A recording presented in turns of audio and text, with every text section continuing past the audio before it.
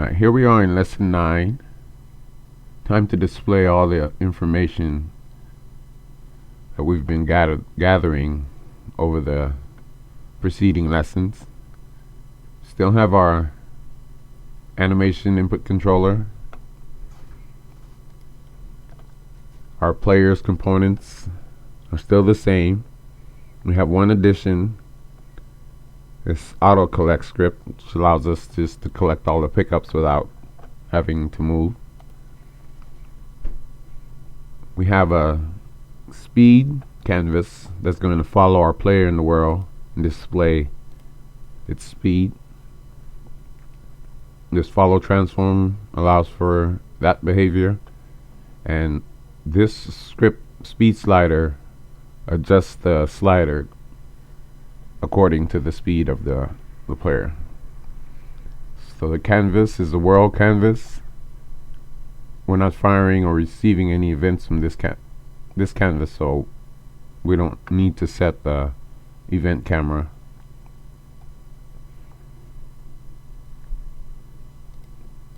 We also have the game controller, and we've added changes to suit this new lesson's needs. And we have our display canvas here for the game information. We have another canvas script, which is a screen space overlay. We have a canvas scaler. This allows for the mobile scaling. I can display that here, although the levels we design are not set for portrait. You can and display for portrait also, and it will scale automatically depending on the ratio of the screen. So if I press play, as I'm speaking about now, we have the best score tracker that tracks the best score from scene to scene, and this fades our canvas in and out. We'll explore those scripts as we go on. So now you can see, depending on the selection here, we always scale appropriately. So our canvas is always in view, and that's the canvas scaler. These settings here were set for Nexus 7. That's what I have available to me. So you'd need to set those to the DPI of what you're targeting, or find a common ground between all the other devices. Okay, where are we going to start? Let's start with our game controller. So here's our game controller for lesson 9. It inherits from our level game controller script, and it implements our iGame state with a new set of game states added. We're only adding one game state, which is complete. And that's how we set the number to the last game state available plus, well, times 2. I think I explained that in one of the other lessons. So on to our class here. We have a custom Unity event class, and we're gonna pass in a game state, right, as the generic argument. So in the editor, we'll be able to drop in any component as normal for any Unity event, and we'll be allotted a special slot for our events. So here's our field and our menu scene picker. So when we get to the complete event state, then the complete game state, excuse me, we know what menu scene to load. Here's our scene picker, and we've explored that. Here's an override of the game state. So we'll be invoking the static event in the base, and now we'll also be invoking the field with our Unity event, the state change event. Here's our implicit override, and this returns our exact type of game state. So we can use switch statements to make it all easier to access. Here we're adding the new game state. So we call base to add all the previous game states to the dictionary, and we'll be adding our own for this controller. So when the game is over, we no longer want to load the next level. We want to compare all the indexes in the level layout data to see if we've used all the levels that we've added. And if that is the case, then we will implement the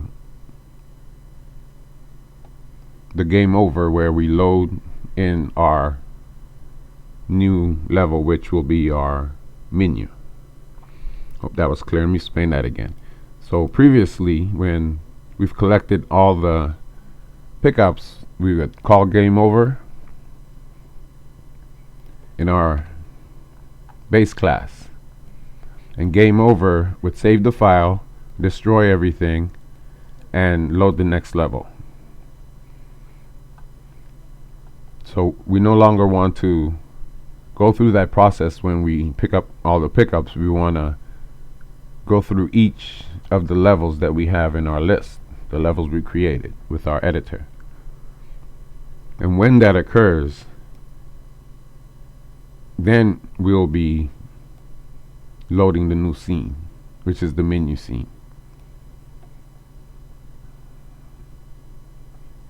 Okay, so we're adding one more behavior to our game controller.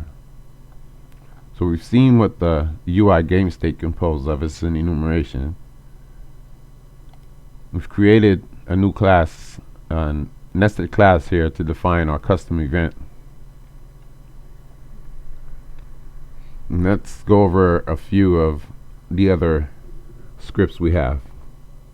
For our slider, it followed the player around the scene, and this is how it does it. We get a target that we can set in the inspector, also the damp speed. Well, an offset, it's not required, but you can adjust things as you like. When start is called, we start up this coroutine, which positions this transform to our target smoothly with the offset and damp speed. Okay, that's the follow transform. Also attached to our slider game speed slider was this script, and this just adjusts the slider value and the image color depending on the box controller's speed. So we have fields exposed in the inspector to access and set. On start can be converted into a IEnumerator. If you replace void with IEnumerator, and you can use start, and without having to call start coroutine, it'll automatically be called as a coroutine by Unity. So here we get our box controller, and we call fill to set everything to the default value, the color alpha of the image. And until the script is disabled, we check if we need to set the color of the value, the value of the slider, excuse me. And that is done by the speed of the player divided by how fast the player can go. Value between 0 and 1, it could be negative, so we absolute value it. And that will set the value of our slider, which is set from 0 to 1. This is a public function here, or method, depending on what it returns, I guess, for fade fill. we'll see where we set that in the inspector.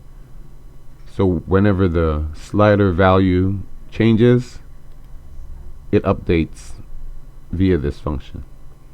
So we'll get to that. As a matter of fact, I should do it now before your memory and my memory of it fades away. So here we have our speed canvas, and on the slider, when the slider value changes, we say to use this speed, get the function from the speed UI and fade fill. It's dynamic because the parameter is the exact same parameter that sliders expect, which is a float. So it turns into a dynamic function. So that's what happens here, and that's where the function is used in the inspector. Now, as we saw previously for our game controller, we also define our custom event, and that is used here on state change. So we pass in our game canvas info, I think. Yeah.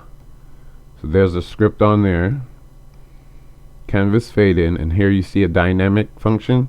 So we can pass in, and when the function is called, it would automatically pass in the game state, the current game state.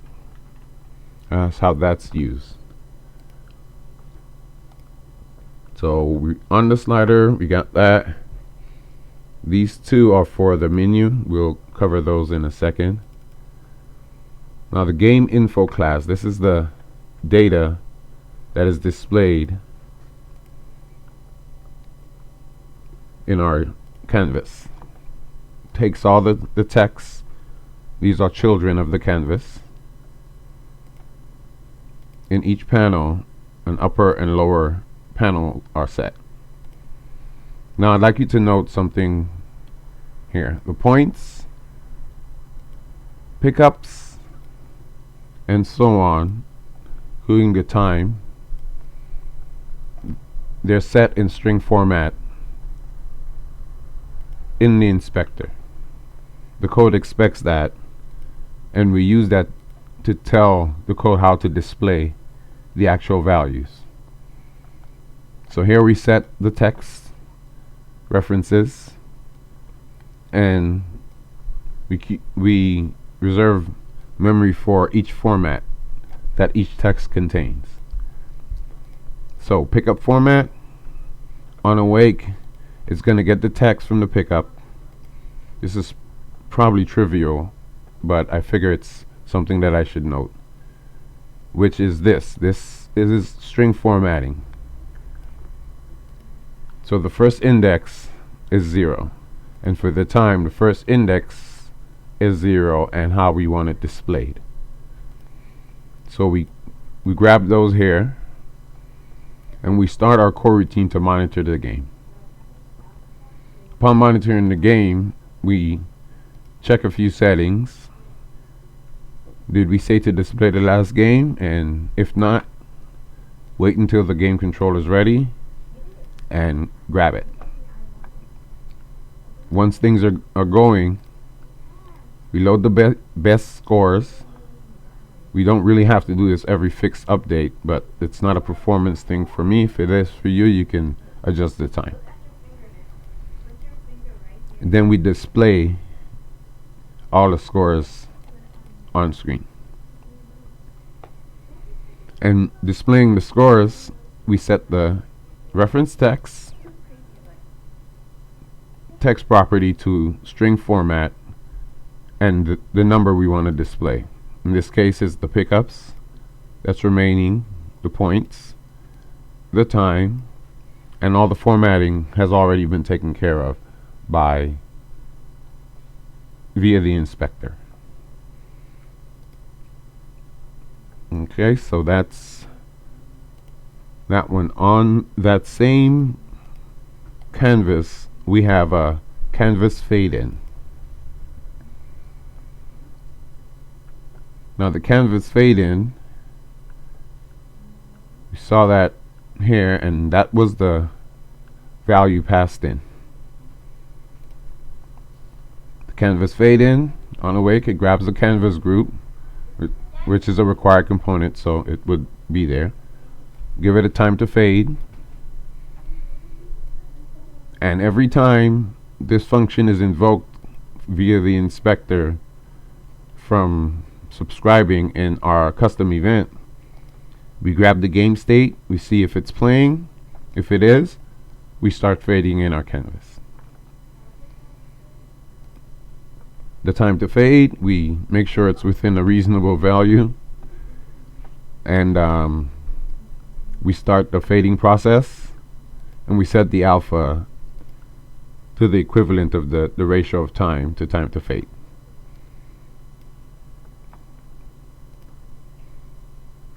Okay, next up,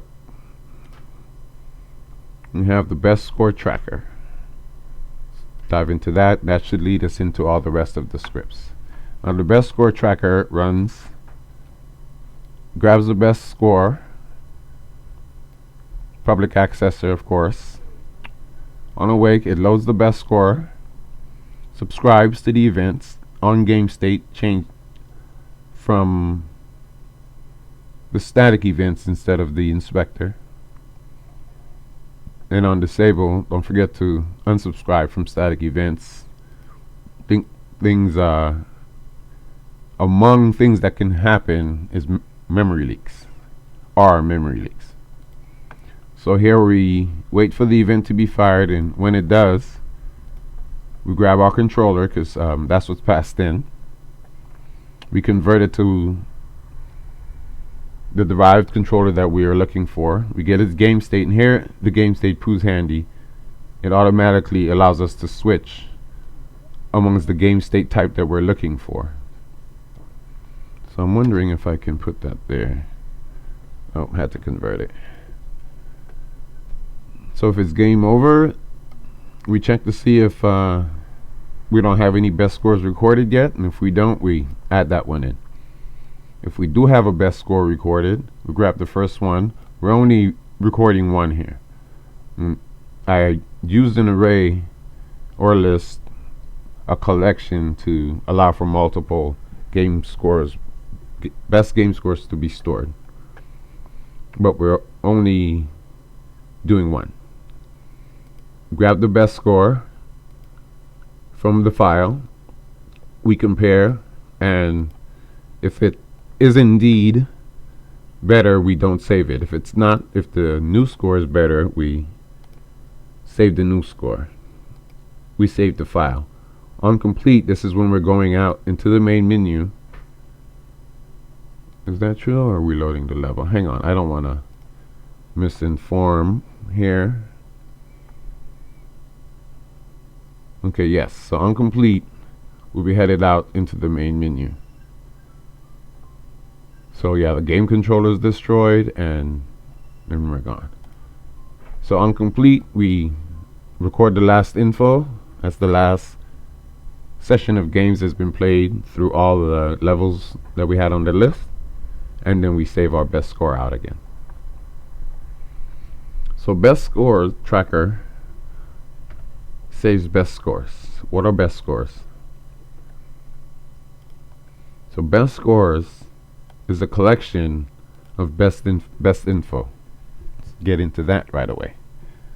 And best info inherits from level info, and we covered level info in a previous lesson. And that's data that's saved by the game. The score, the time, the points, the level index, and so on. Here we inherit so we can add what layout name we're currently on.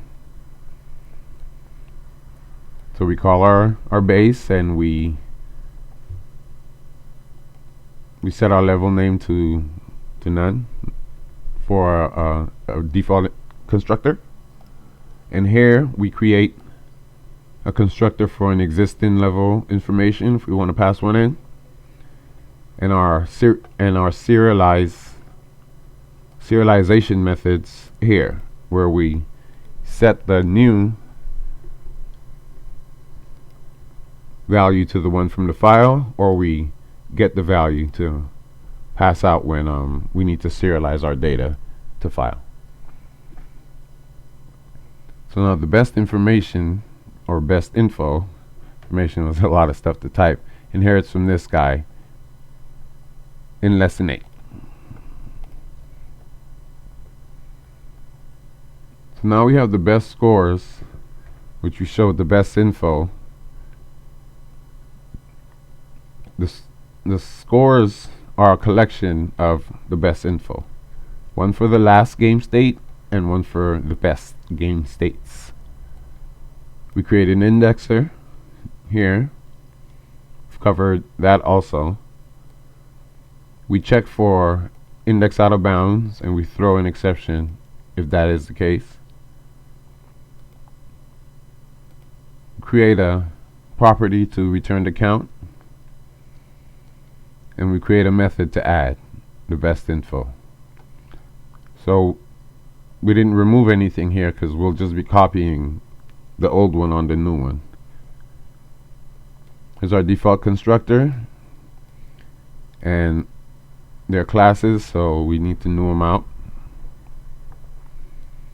Our constructor from reading our best info from file. This is something different how we set up our custom serialization. So we get the new best info from the file, which is all done by itself because it also inherits or implements iSerializable. For this class, we'll be getting the size of the array so we can create the new array and add each one at the element. Now the naming is important because each element or each item saved in the binary format or any serialized format you're going to use needs its own key or its own name. So that's how we give each element their own name. So saving the data, the last info, of course, it does its own. It has its own functionality, what to call that. Then we get the size of the current array of how much best infos we have, and then we iterate over that and we add each of them with the same naming scheme that we used above. And we've seen how to fade or transform. We've seen how we track the best scores and the data involved in tracking the best scores. I see Auto Collect here, and this is when you press a key, all the power-ups will just come towards so you can move right to the next level. So it's just a little add-on I had to, so I don't have to play all the levels all the time. We haven't covered these two scripts, which we will as soon as I take you to the menu. So here we have the game info canvas again. It's displayed here, and we check to display the last game info, which will just change the functionality a bit to show what just happened, in other words. And it's same canvas. We set it as a prefab, so we just use it and change one value. Here we have our post game canvas now, which has the post game menu script attached and the info data tracker script attached. Let's get into the info data tracker. And these are the two scripts that we haven't been over. Here we have two variables that we can set from the inspector. Of course, the best info is not settable, it's just data so we can see what's going on. In the awake, we load the information from disk, from the level info, that's the last game that was played, plus the best info or stored. And we allow functions for deleting the data. That's our info tracker script. Our post game menu script has two property attributes, our scene picker and serializable field, inspector access. And it declares two methods, one to play the next scene, which we pick in the drop down, and one to quit the game. If we're in the editor, we just stop playing, and if we're not in the editor on any executable or build outside of Unity, we call application quit. So here for each button, we can set the on-click events. For play again, we play again and we delete the current level data information so we can start again. When we're quitting, we call quit game. The reset button deletes the level information and the best information.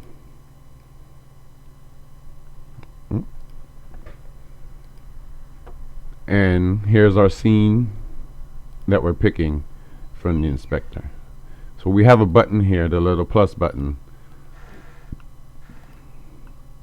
We set that to true to show.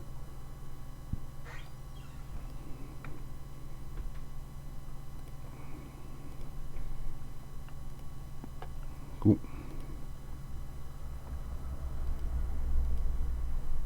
It's spinning up. So now if I press play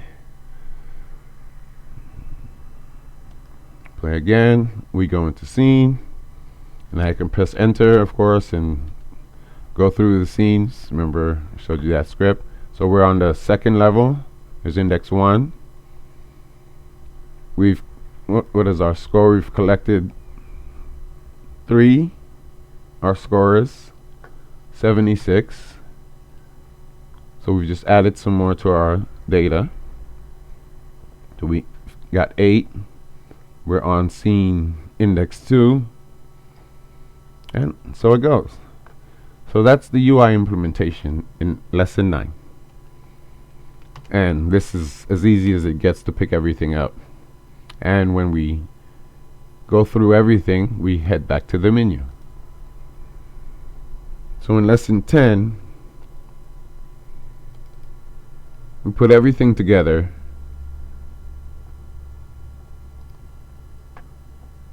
and we add special effects. Alright, cool. See you then.